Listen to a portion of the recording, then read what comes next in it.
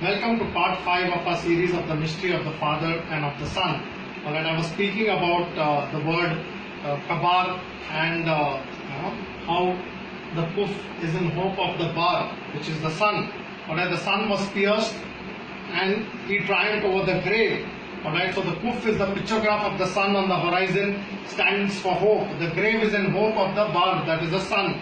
So they rolled an aban over the kabar. Now, something very amazing. We read in Zechariah chapter 3 verses 9. What does it say over there? I'll read out the verse again. It says, "See the stone, which is Aban, which I have put before Yahusha." Alright? And on one stone, that is Aban, are 7 eyes. "See, I am opening its door, declares Yahuwah Sabaoth, and I shall remove the guilt of the land in one day." Opening the door of that grave, the kabar. Right? So amazing it is. If you see and understand the language and the prophecy, how it relates, it says that, that Yahusha, is it a coincidence that the name of the high priest also was Yahusha? Alright? And on one stone having 7 eyes, and the opening its door declares Yahuwah Sabaoth. So the grave will be opened, and in one day the guilt of the land will be taken away in one day. Alright, it's amazing to see the prophecy. So indeed the stone was rolled, and the Master Yahusha himself was revealed, having those 7 eyes, having become one with the Father in his esteem, from where he came forth as the only begotten Son, the Aban in its oneness. Okay? Luke chapter 19 verses 37. "And as soon as he was approaching near the descent of the Mount of Olives, the whole crowd of the disciples began to rejoice and praise Elohim with a loud voice for all the miracles which they had seen."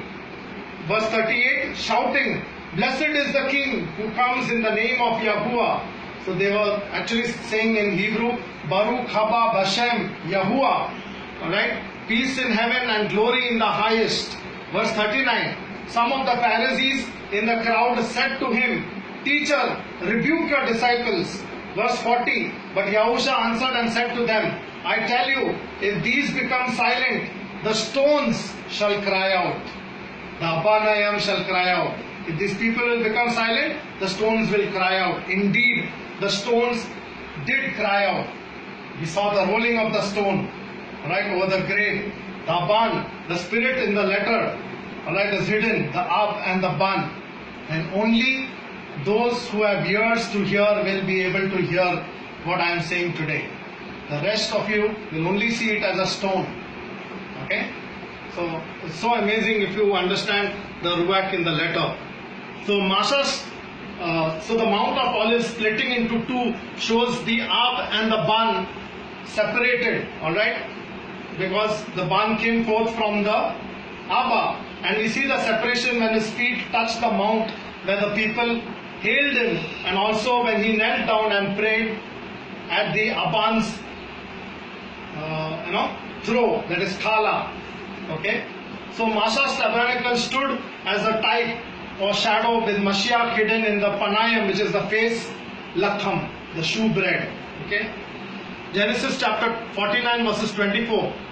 "But his bow remained in strength, and the arms of his hands were made strong by the hands of the mighty one of Jacob.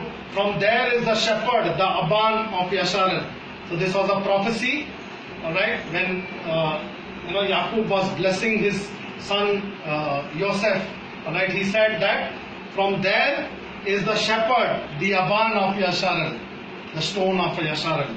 Exodus chapter 24 verses 12. "And Yahuwah said to Masha, Come to me on the mountain and be there while I give you the tablets of stone and the Torah and the command which I have written to teach them." So the word, again, the Torah came written on Aban, the stones, the 2 tablets of stones. Alright, and the word for tablets is H3871. H3871, and the word there is luck. Right? Lak is the root word in Lakham, the bread, is the root word. Can you see that? In Lakham, Lak is the root word. And the Torah came written on Lak Aban. Alright, it came written on the tablets of stone. Exodus chapter 28 verses 9 to 11. And you shall take 2 shoham, which is oinks, stones, Aban, and engrave on them the names of the sons of Yasharel. 6 of their names on one stone, that is Aban, and the remaining 6 names on the other stone, that is Aban, according to their birth, with the work of an engraver in the stone, Aban, like the patak, opening of a signet, engraved, patak, the 2 stones, Aban, with the names of the sons of Yasharel, set them in settings of gold. So the names of the 12 tribes came written on stones on the breastplate of Aaron. Who was Aaron? The high priest. Alright? And it is very interesting to see the word shoham, alright, which is translated as oinks. Let me get that word. Exodus 28 verses 9. Just bear with me for a moment. Exodus 28 verses 9. H7718. Alright? H7718. We'll erase this.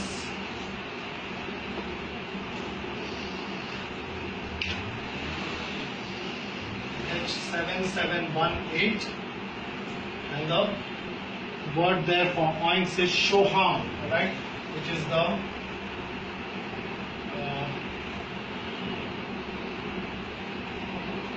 shin, the hay, and the mem. Alright, now watch this. This has got the root word sham. What does sham mean? Sham means breath. Okay? Hum. What does hum mean? Waters. Okay? And if you rearrange this, can you see the word Masha? Ma-sha. Or Mash. Mash or Masha means drawn out. And this is how it is written. It's the opposite, if you see. Mash or Masha means drawn out. The same word Masha is the root word in Mashiach, alright, which means drawn out. So, the breath drawn out from the waters. Sham is the mortal breath which is drawn out of the waters. What is that? H7718, Shoham, which is translated as oinks. And oinks is a precious stone. See, your breath, if you are in Mashiach, alright, though you may be mortal, alright, it is precious. Precious to Yahuwah. Alright, oinks, stone, Aban. So you are precious to the Ab and the Ban. So that's the spiritual meaning that you can see. Let's continue in the next part.